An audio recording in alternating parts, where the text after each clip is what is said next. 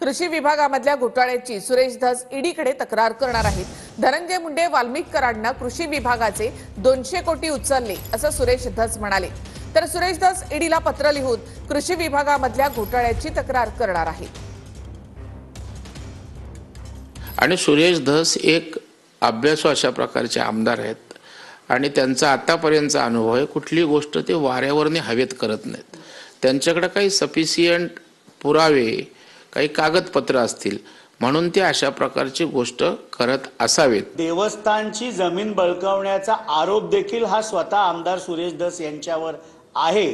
त्यामुळे आष्टी तालुक्यातला आका कोण आहे हे चित्र देखील आता महाराष्ट्रासमोर येत आहे।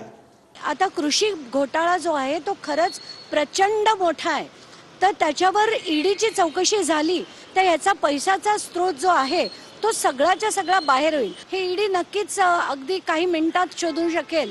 मला असं वाटतं ईडीकडे ही चौकशी गेली अति उत्तम झाली।